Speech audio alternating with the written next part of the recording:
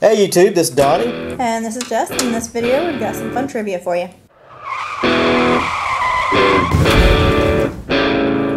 Alright, what is the first on the list? First on the list today is the first automobile racetrack in the U.S. was at the Indianapolis Motor Speedway.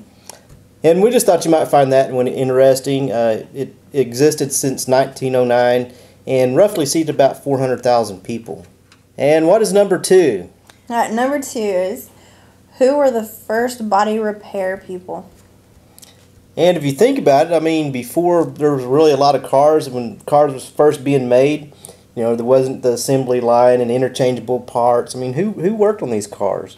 So basically it was carpenters, because the woods, you know, the cars had a lot of wood in them, and blacksmiths. You know, as far as a body repair technician, they wasn't in existence when cars first started being made. So found that interesting.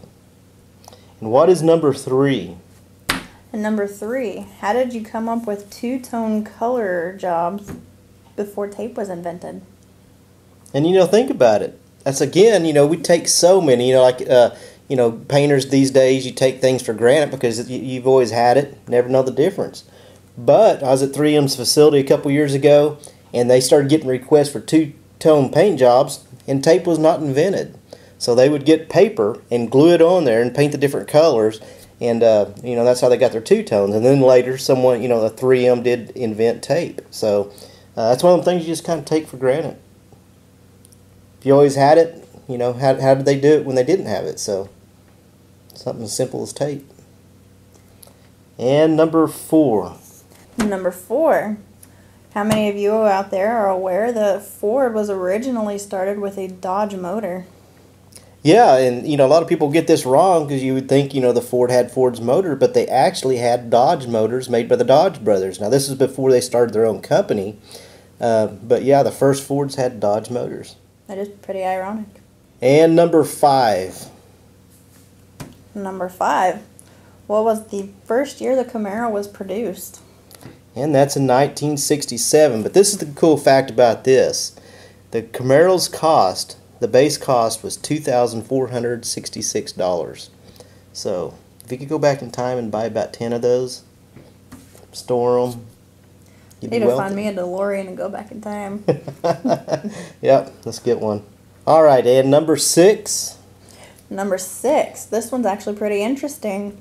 Women influence what percentage of all new car purchases? Yeah, and we've got this data, this information from AskPatty.com. And yeah, the women actually influence 80% of car sales in the U.S. and Canada. So if you think about it, you know, a lot of women are buying the cars. There's a lot of single women these days. But, you know, even if you're married, I mean, the women still has a big say in it. You know, they're influencing a lot of the car sales. So if you're not, if you do sell cars or even body shops, be sure you're marketing for the women out there. All right, Jess, what is number seven? I didn't personally know the answer to this at first. Let's see how many of you know what was the Ford Mustang originally named after? And it's not the Mustang horse. It's actually an airplane. It was named after an airplane. A P-51 Mustang. Yeah, P-51 Mustang World War II plane.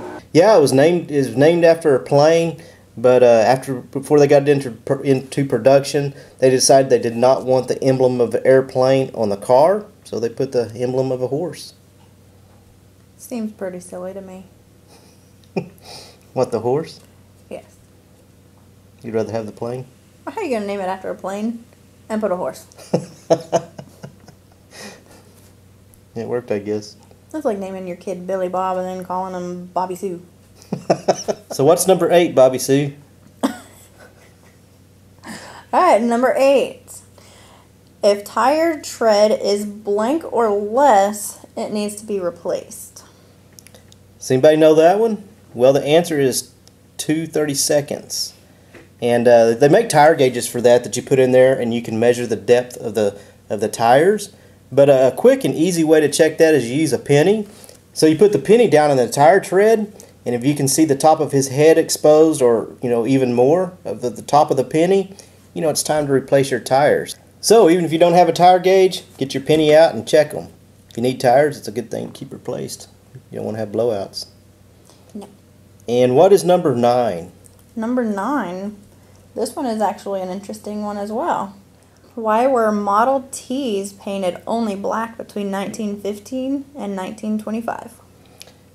And before that time and after that time, you could get different colors, but during that period of time, you could only get them in black.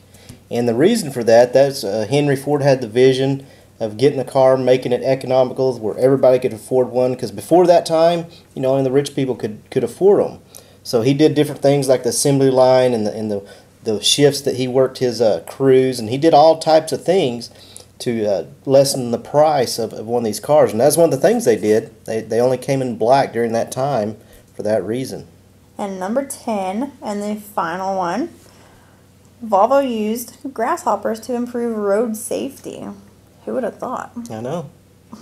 And I don't know how they got the technology out of the grasshopper, the locust, but I mean, this one sounds crazy, but I'm going to put a link to a video down in the description. You can see it. I mean, they really used the technology for that. Their thinking was, they'll explain in this video, but all these grasshoppers or locusts or whatever, they're jumping all over different directions like in a field, but they never collide.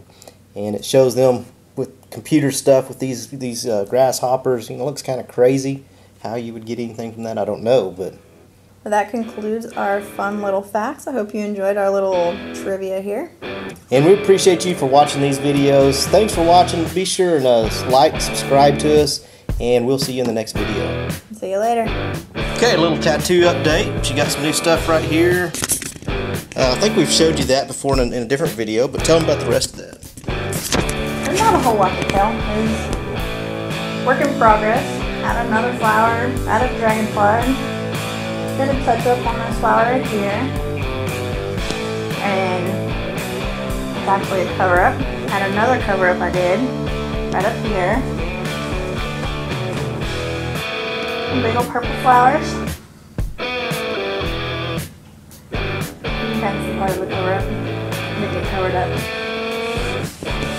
But definitely more updates to come. Alright, so. Yep, if anyone remembers from my first video, I didn't have anything on this arm. No. Okay. Maybe fully covered tattoos in the video. Oh, come Christmas, this arm will be covered.